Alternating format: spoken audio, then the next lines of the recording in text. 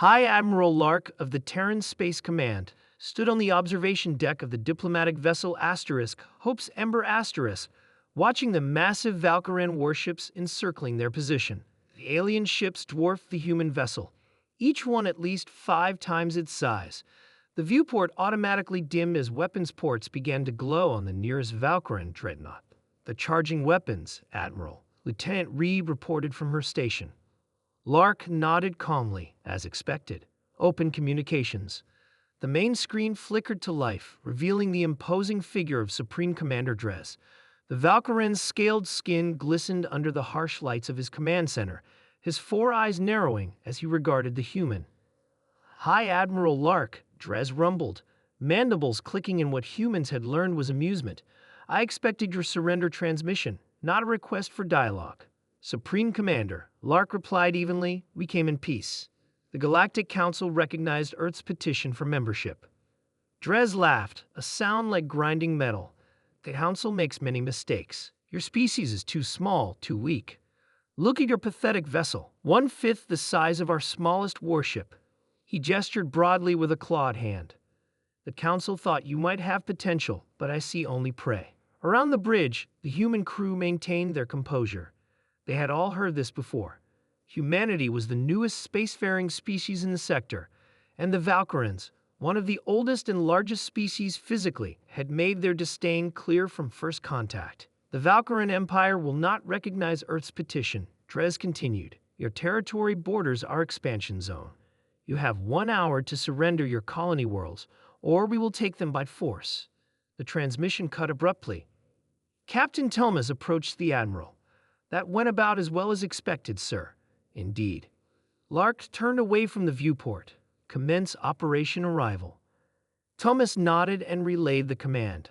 Across the ship, crew members moved with purpose, but without panic. In his command center, Supreme Commander Drez watched the human ship with contempt.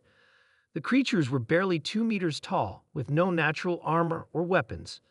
Their ships were small, limited by their primitive understanding of spatial physics.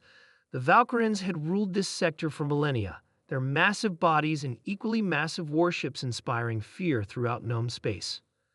"Supreme Commander," his second-in-command reported, "we're detecting unusual energy readings from the human vessel." Drez dismissed the concern with a wave. "Their pitiful technology is no match for." An alarm blared through the command center as sensors detected a massive energy spike. Outside the viewport, space itself seemed to shimmer and fold. "What is happening?" Drez demanded. "Unknown, sir. The energy signatures are unlike anything in our database.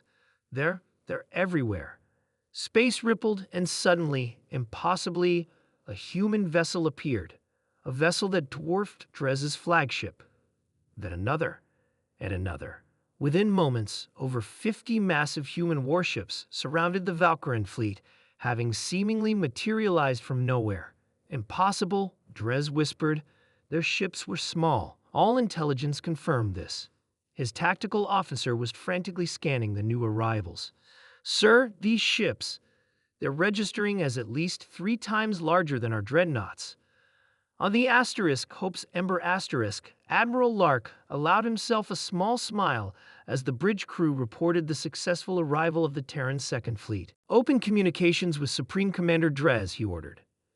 When the Valkyran's face appeared on screen, his 4 eyes were wide with shock. "You seem surprised, Supreme Commander," Lark said calmly.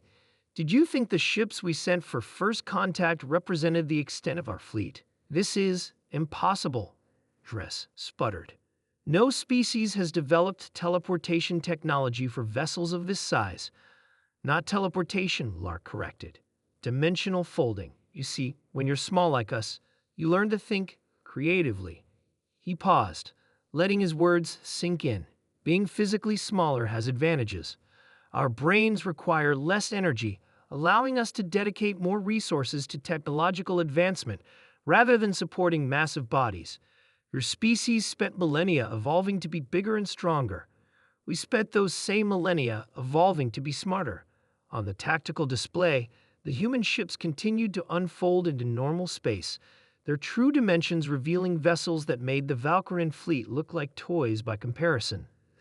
The ships we use for exploration and diplomacy are small by design, efficient, maneuverable, perfect for their purpose, Lark continued. Our military vessels, however, are built to a different scale. Admiral Lark leaned forward slightly. Now, Supreme Commander, I believe we were discussing Earth's petition to the Galactic Council. Perhaps you'd like to reconsider your position?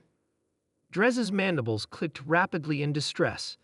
This changes the balance of power in the sector. Not at all, Lark replied. The balance remains the same. You simply misunderstood where the power lay. He straightened his uniform. Humanity comes in peace, but we come prepared. The Council recognized this. Now you do too.